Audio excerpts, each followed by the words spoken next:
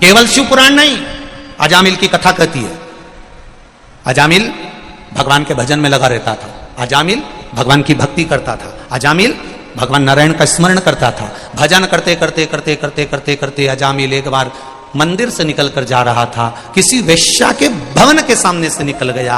वेश्या पर उसकी दृष्टि पड़ गई, वेश्या की दृष्टि अजामिल पर पड़ गई। दोनों ने एक दूसरे को देख लिया, दोनों के नयन मिल गए और अजामिल अब मंदिर जाना छोड़ दिया, भजन करना छोड़ दिया, सत्संग करना छोड़ दिया, वेश्या के चक्कर में पड़ गया। वेश्या से उसने शादी कर ली, वेश्या को ही वो अपने घर लिया है, वेश्या से विवाह कर लिया, वेश्या को घर लिया है। वैश्यागत श्रीमद् भागवत में आता है संवाद। कोई पूछे कहां से सुना दी कथा, तो श्रीमद् भागवत में पढ़िएगा अजामिल की कथा। मंदिर जाता था अजामिल, भजन करता था अजामिल, आराधना करता था अजामिल, सत्संग करता था अजामिल, संकीर्तन करता था अजामिल, प्रभु की भक्ति में डूबा रहता था अजामिल। केवल एक वेश्या के चक्कर में आ गया, वेश्या से विवाह कर लिया, शादी कर ली, घर आ गए, बच्चे हो गए और बच्चे हुए। अजामिल की धर्म पत्नी उस वेश्या के गर्भ से आखिरी संतान होने वाली है, आखिरी संतान। उसके बाद अजामिल की पत्नी के गर्भ से संतान नहीं होगी, ये आखिरी संतान अजामिल की पत्नी के गर्भ में आने वाली है, गर्भ में है। अब क्या करा जाए, ध्यान देना, भजन करने वाले भगवान को नहीं ढूंढते, भगवान भजन करने वाले को ढूंढ लेता है, और वही अजामिल के साथ हुआ। आप देखिए प्रभु की लीला देखना, श्रीमद् भागवत कितनी सुंदर वर्णन कर रही है। प्रभु की लीला का चक्र चला, अजामिल की पत्नी के चौथे नंबर का गर्भ था, गर्भ धारण हुआ।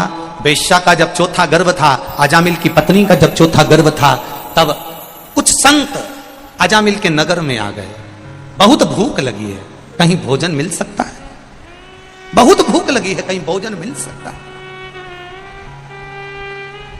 कहीं भोजन मिल जाए, बहुत भूख लगी है, बहुत भूख लगी।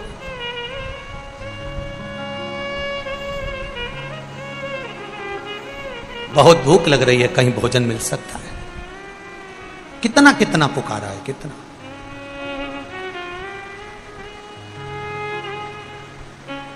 एक जगह पर संत गए, भैया भूख लग रही है, हम 8-10 संत हैं, भोजन मिलेगा? हाँ मिल जाएगा। आप ब्राह्मण हो, कोई संत हो, कोई गुरु हो, कोई साधक हो, कोई उपासक हो?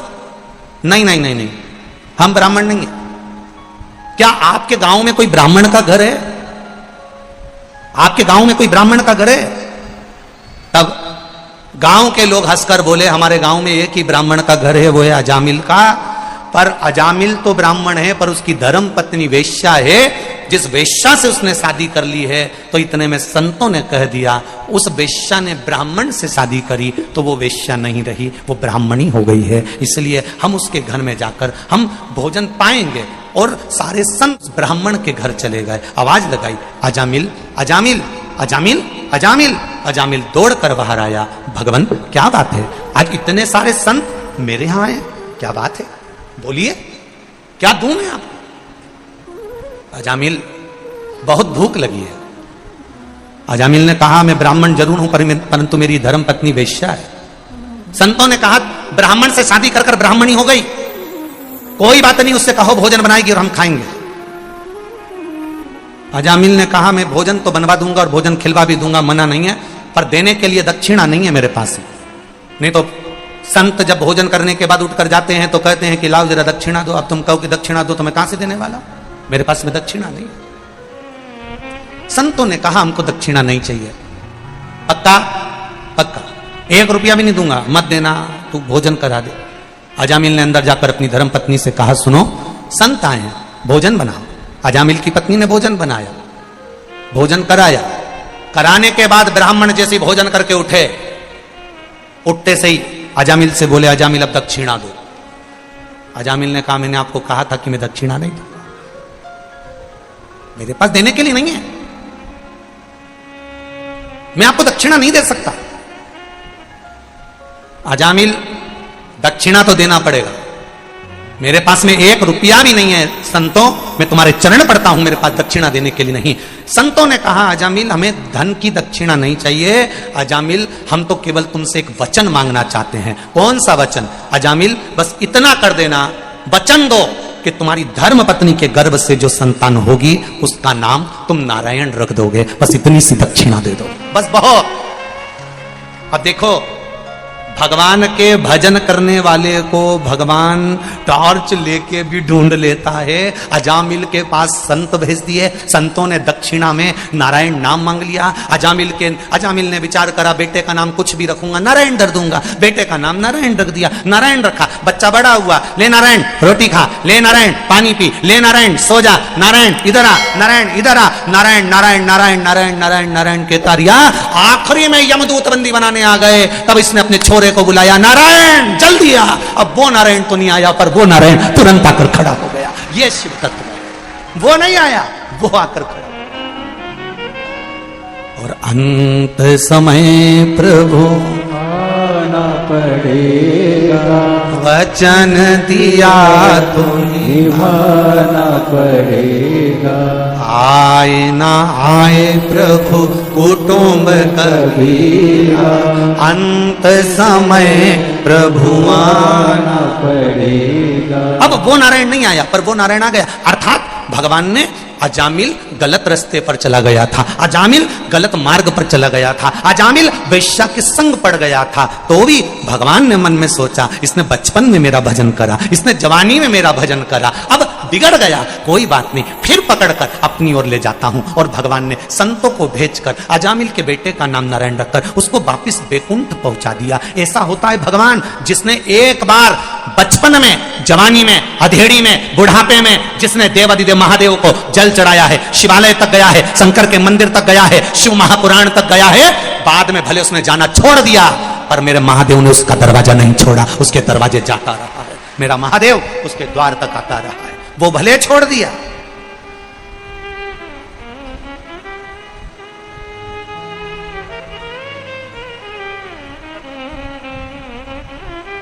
समय देखकर कभी कथा मत सुनना, समय देखकर कभी मंदिर मत जाना, समय देखकर कभी भजन मत करना। मैं 9 बजे भजन करती हूं तो 9 बजे करूंगी, मैं 2 बजे भजन करती हूं तो 2 बजे करूंगी, मैं सवेरे 8 बजे मंदिर जाती हूं तो 8 बजे। ना ना, समय देखकर मंदिर नहीं, समय देखकर भजन नहीं, समय देखकर सत्संग नहीं, क्योंकि मृत्यु का भी कोई समय नहीं होता, तो भगवान के भजन का भी कोई समय नहीं होता।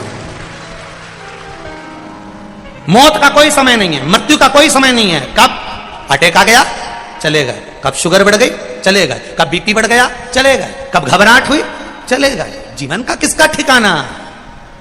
मृत्यु तुरंत आती है, गया। कौन ने देखा? कौन? कभी कभी मोबाइल पर कोई कोई मृत्यु की कहानी बड़ी विचित्र आती है। एक व्यक्ति नाच रहा है, नाचते नाचते गिर जाता, कोई बैंक में पैसा गिन रहा है, गिनते गिनते ही गिर जाता, कोई मार्केट में सब्जी खरीद रहा है, खरीदते खरीदते ही गिर जाता। ये जीवन मृत्यु सत्य है, आएगा, कभी भी आ सकता, कहीं पर भी कोई निश्चितता नहीं है।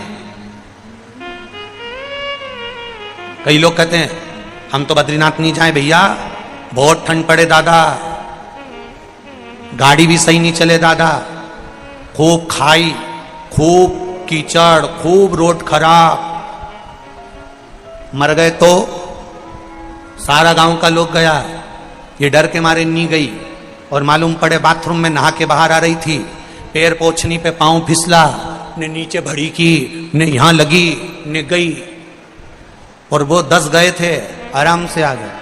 मृत्यु कहीं पर भी आ सकती है।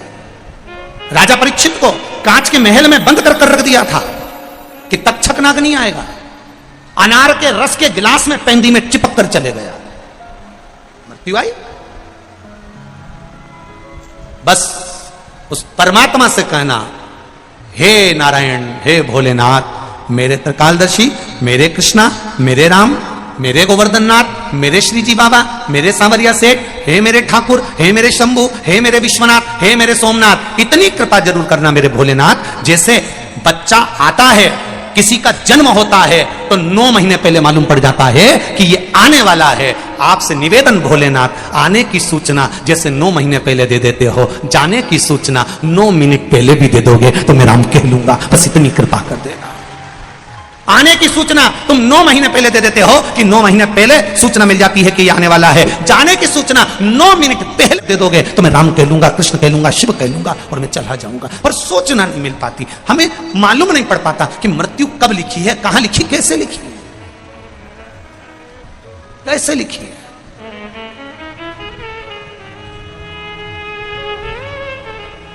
भजन करने वाले को भगवान को नहीं ढूंढना है।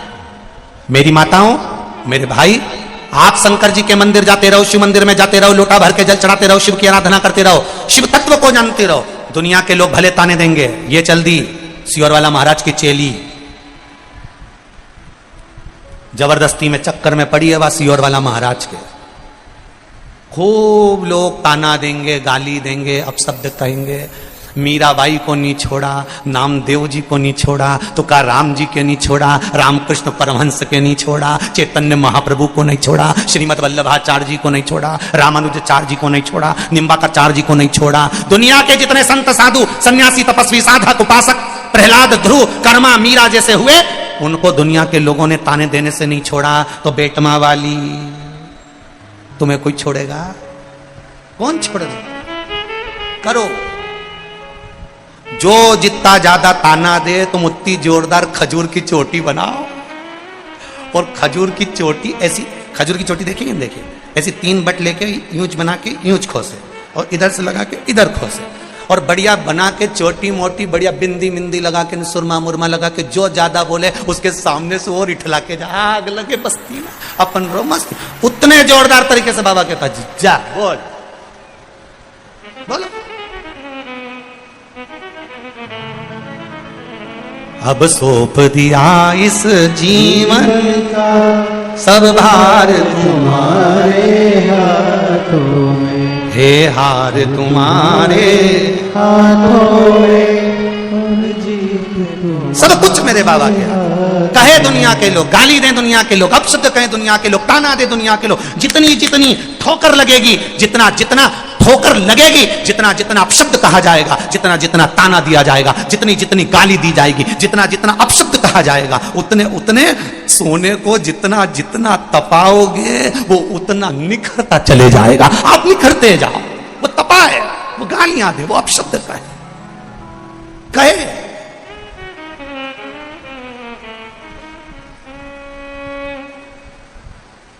बड़ी चिंता लोगों को। खुशी मनाना चाहिए पूरे भारत के लोगों को, पूरे विश्व के लोगों को खुशी मनाना चाहिए।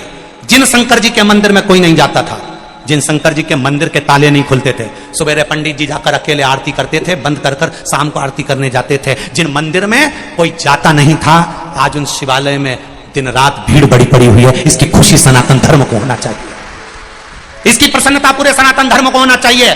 विद्वान ब्राह्मणों को प्रसन्नता मनाना चाहिए, ढोलक और मंजीरे बजाना चाहिए कि इन मंदिरों में कोई नहीं जाता था, उन मंदिर में आज जल चढ़ाने वाले आ रहे हैं, उस मंदिर में आज शिवालय में दर्शन करने वाले आ रहे हैं। मंदिर में केवल मूर्ति रहती है, उस मंदिर में रौनक नहीं रहती। जिस मंदिर में मूर्ति के साथ में भक्त आते जाते रहे, उस मंदिर में चमक बढ़ती चली जाती है।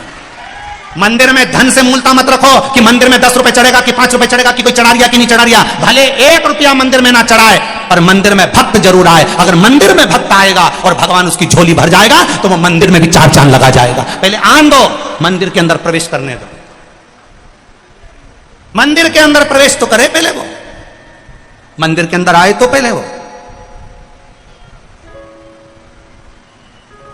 सिनेमा का टिकट के सिनेमा के अंदर बैठने तो दो,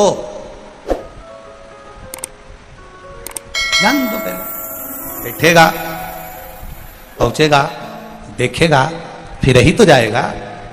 जान दो पहले, बैठने दो, शिव मंदिर में आने दो, शंकर के द्वार आने दो, शिव की चौखट बनाने दो।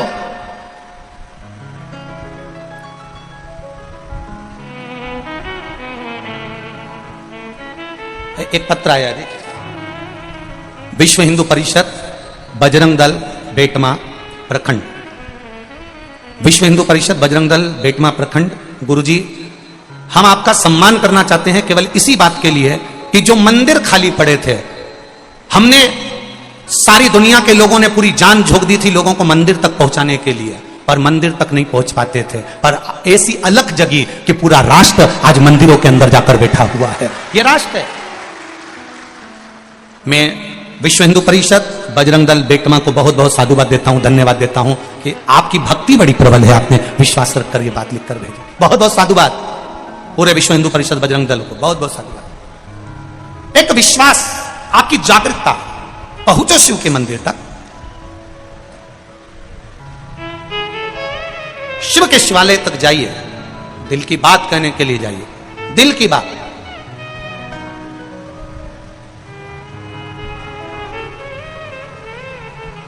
खाली ना जाता कोई, बोलो आप भी बोलो, दर से तुम्हारे, प्रार्थना करिए उससे, निवेदन करिए उससे। और जब भक्ति का बल बढ़ता है, जब विश्वास बढ़ता है, जब दृढ़ता बढ़ती है, जब श्रद्धा बढ़ती है, जब विश्वास बढ़ता है, तब परमात्मा स्वयं प्रकट होता है। 3 दिन कथा को हो गए, आज कौन सा दिन है, जम के बोलो जरा, चौथा दिन है। 3 दिन कथा को हो गए, आप घर से चले हो गए तब आपको गर्मी लगी होगी, घर से निकले होगे तो धूप लगी होगी। 3 दिन से कथा चल रही है और चौथा दिन है। 4 दिन से जैसे ही 1 बजे कथा चालू होती है, बाबा अपना हाथ करके छाया कर कर बैठ जाता है। आप 4 दिन से देख रहे होगे, बोलो देखा कि नहीं देखा, जम के बोलो जरा, देखा कि नहीं देखा। बाहर होगी थोड़ी देर, अगर धूप आई भी शरीफ, फिर छांव आई, फिर धूप आई, फिर छांव आई। बस जिंदगी यही है, थोड़ा दुख आया फिर सुख की भगवान ने छैया कर दी, फिर दुख आया फिर सुख की छांव मेरे बाबा ने कर दी। सुख और दुख एक धूप और छांव की तरह है, इसको आने दो, आएगा तो आएगा, धूप आएगी तो आएगी, छांव आएगी तो आएगी। आप अपना कीर्तन में मन, अपने भजन में मन, अपने चिदानंद वृत्ति में मन लगाओ, भक्ति में लगाओ। तुम्हें नहीं ढूंढना है भगवान को, भगवान तुम्हें ढूंढेगा। तुम जाओ देवादिदेव महादेव के मंदिर तक, तुम जाओ भगवान शंकर की चौखट तक, वो अपने आप स्वीकार करेगा, अपने। आपको बाबा को ढूंढने की जरूरत नहीं पड़ेगी, बाबा आपको ढूंढते हैं। केवल निर्मल मन सो मोहि पावा, मोहि छल छिद्र कपट ना बा। आप जाओ शिव के दरबार तक, आप जाओ शिव के चौखट तक, आप जाओ शिव के द्वार तक, बाबा खुद ढूंढ लेंगे स्वयं।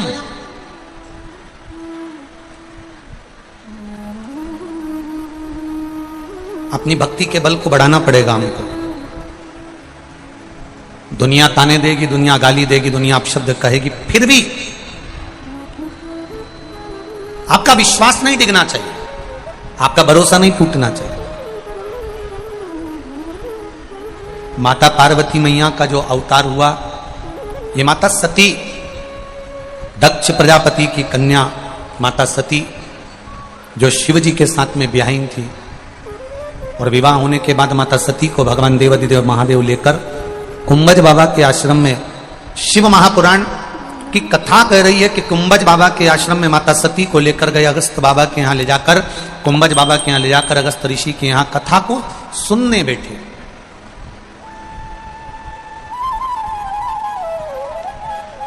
कथा श्रवण करने के लिए विराजमान हुआ, पर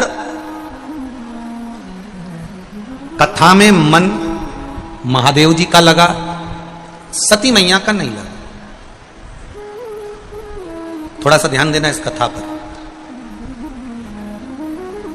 शिव से बड़े दुनिया में कोई वक्ता नहीं हुआ। शंकर भगवान ने कथा कही, माता पार्वती जी ने सुनी। वही कथा एक तोते के बच्चे ने सुन ली थी, जिसने वेद व्यास जी को कही। वेद व्यास जी ने वही कथा शास्त्रों में, पुराणों में वर्णन करी, जिसको आज तक दुनिया के लोग आज तक बाच रहे हैं,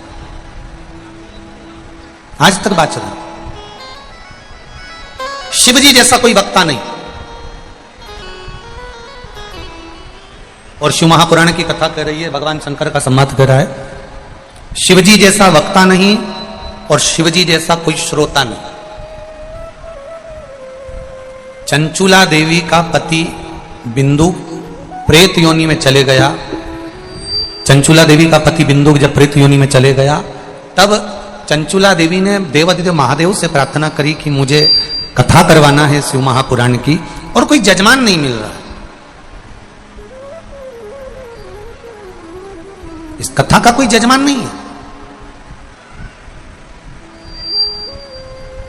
अब आप स्वयं जजमान बनकर कथा सुने, आप स्वयं जजमान बनकर इस कथा का रसतत्व ग्रहण करें। शंकर भगवान ईश्वर जी बने, पार्वती जी गोरा जी बनी, गणा बने, गौर बने, और दोनों ने मिलकर शिव महापुराण की कथा को श्रवण किया। शिव जैसा कोई वक्ता नहीं, और शिव महापुराण की कथा कहती है मेरे भोलेनाथ शिव जैसा कोई श्रोता नहीं। इसलिए कई लोग ऐसे आते हैं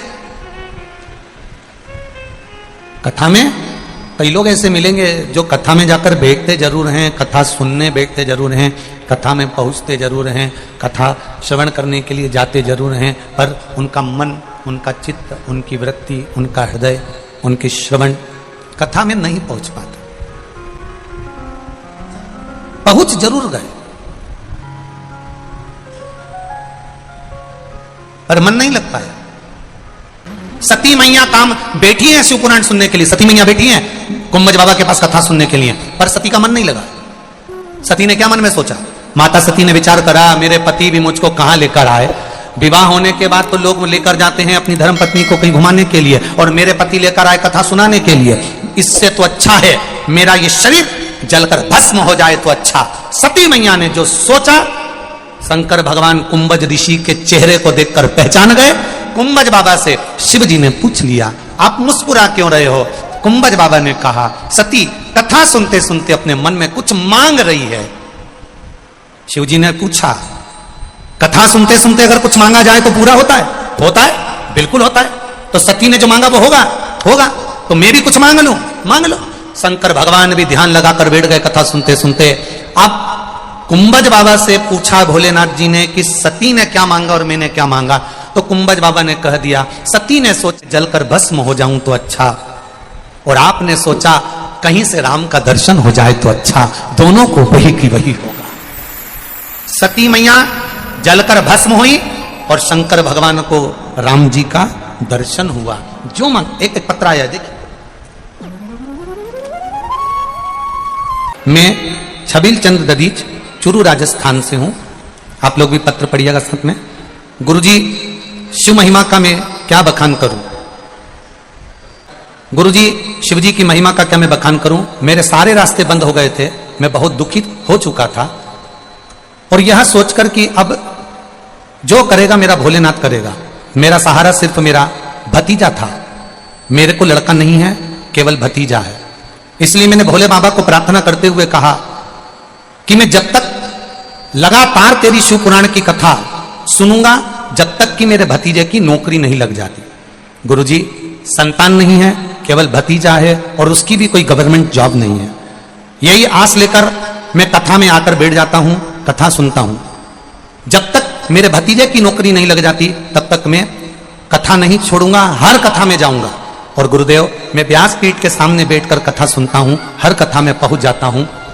इस कथा में सुनते सुनते 3 कथाओं का क्रम हुआ, और आज ही सुबह शिव पोथी को नमन कर रहा था और फोन आया कि मेरे भतीजे का BSF में नौकरी लग गई। मैं बाबा को प्रणाम करता हूं गुरुदेव। श्री शिवाय नमस्तुभ्यम। एक बार दोनों हाथ हिला दो, हर हर महादेव। चुरू राजस्थान से मैं छबील चंद ददीच। बैठिए ददी जी। श्री शिवाय नमस्तुभ्यम। जो जिस कामना से आता है, जो जिस आस से आता है, जो जिस विश्वास से आता है, बाबा उसकी सुनता है। एक पत्र और किसी यही भाई ने भेजा है, कल की कथा का है, कल का चरित्र। मैं बालाराम मंडलोई रजाक कॉलोनी बेटमा का रहने वाला हूं। कल की घटना गुरुजी मैं कथा में वर्णन करना चाहता हूं, आप भी पत्र पढ़िएगा साथ में। मैं बालाराम मंडलोई, रजाक कॉलोनी, बेटमा का रहने वाला हूं। कल की घटना गुरुजी, मैं कथा में 2-3 दिन से यहां सेवा में व्यस्त हूं, लेकिन कल गुरुवार के दिन आरती के समय 4 बजे मेरे पास फोन आया कि अचानक गेहूं के खेत में शॉर्ट सर्किट होने से आग लग गई। मैंने फायर ब्रिगेड को फोन लगाया, लेकिन कई और होने से कारण फायर ब्रिगेड 1 घंटे देर से आने का बोल दिया। गुरुदेव, मेरा यह भीड़ से, इतनी भीड़ बेटमा में है कि यहां से निकलने में समय लगता, मैं क्या करता। मैंने भूमि को प्रणाम करा, जमीन को नमन कर कर कंकर शंकर को मानकर निवेदन करा, बाबा अब फसल तेरे हाथ में है, बस इतना कहना था। गांव के 4 लोगों ने इतनी भयंकर आग को खजूर की झाड़ी से बुझाना चालू करा। हवा इतनी तेज चल रही थी कि आग फैलना चालू हुई, पर जैसे ही मैंने यहां नमन करा, नमन करते से हवा चलना बंद हो गई और 5 मिनट के अंदर आग पूरी बुझ गई। मैं बाबा को नमन करता हूं, फसल का फोटो भी लगा रहा हूं। यह शिव तत्व है। मैं अपना फोटो जो फसल जली उसके साथ लगा रहा हूं, यह मेरे शंकर की उदारता है। गुरुदेव, दुनिया के लोग कहते हैं कि पंडाल में कथा सुनने से क्या मिलता है, मैं कहता हूं मेरी फसल बच जाती है, ये मेरा महादेव है। शिव तत्व है ये, औघड़ी, त्रिकालदर्शी, कैलाशी, अविनाशी। जाओ शिव के दरवाजे, जाओ शिवालय शंकर के मंदिर तक, उसकी चौखट तक 1 लोटा जल लेकर पहुंचिए उस शिव के द्वार तक। करो उसका स्मरण, करो उसका भजन, मिलेगा। बांस गीला है, उसको नवा लो, बांस सूख जाएगा, नवाओगे टूट जाएगा। जब तक बच्चे छोटे हैं तब तक उनको मंदिर जाने की आदत डाल दो। बच्चे बड़े हो जाएंगे, तुम कहो जा मंदिर चले जा, 1 लोटा जल चढ़ाया, नहीं जाऊं। जा मंदिर चले जा, 1 लोटा जल चढ़ाया, नहीं जाऊं।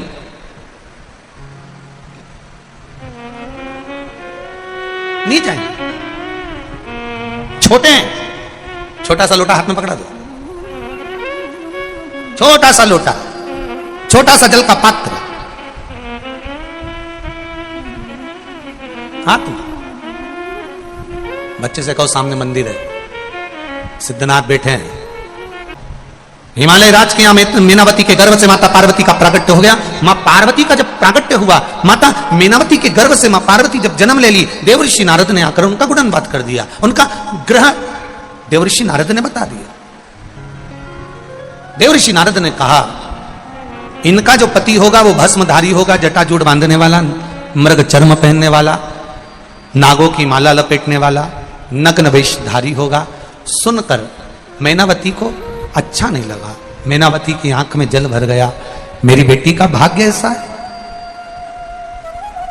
मेरी बेटी की किस्मत ऐसी है, भाग्य ऐसा। मैं अपनी बेटी का विवाह ही नहीं करूंगा, मैं अपनी बेटी का विवाह नहीं करूंगा। देवऋषि नारद ने समझाया, सारे अवगुण अगर किसी एक देव में विराजमान हैं और वो सारे गुणों की खान है, तो अपनी बेटी का विवाह आप उसके साथ कर दो।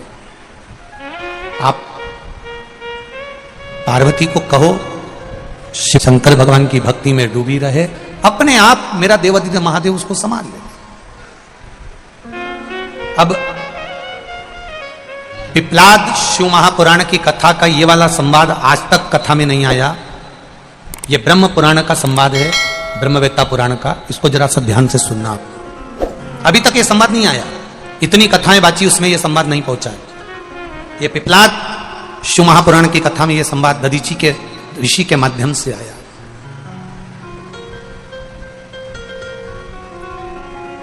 स्वयं माता पार्वती तप में लीन हो गई, साधना में लीन हो गई। इधर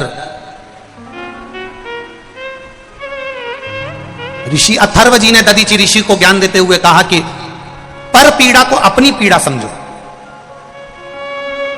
परमार्थ के कार्य में लगे रहो। भोजन करने भी अगर बैठे हुए हो और कोई भूखा सामने आ जाए तो भोजन की थाली में से अन्न का भाग निकाल कर दे दीजिए, उसका सुख 4 गुना बढ़ जाता है।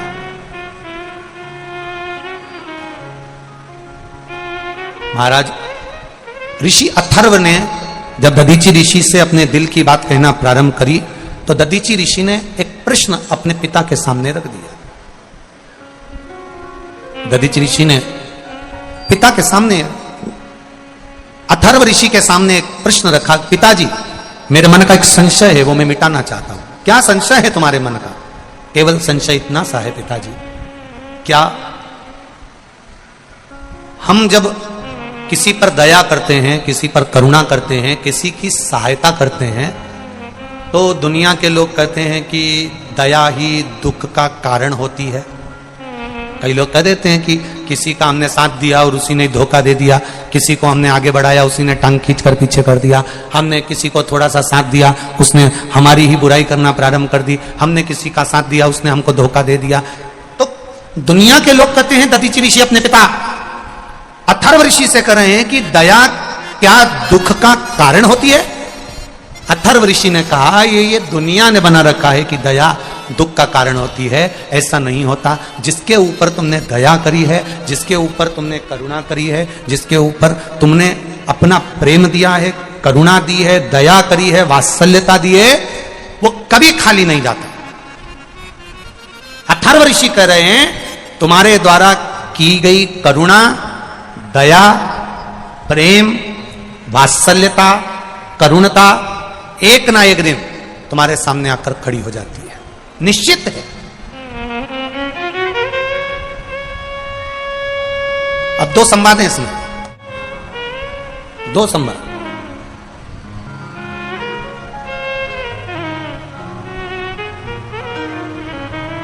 उसमें से एक संवाद अथर्व ऋषि ने कहा, सुनो दधीचि, माता पार्वती जी तप साधना में लीन थी, शिव जी की आराधना कर रही थी, भक्ति में डूबी हुई थी। और बालू मिट्टी के बनाए भोलेनाथ, चढ़ाऊं लोटा जल भर के। पार्वती जी शिव की आराधना में लगी हुई थी। अरे पहला वर तुम देना भोले,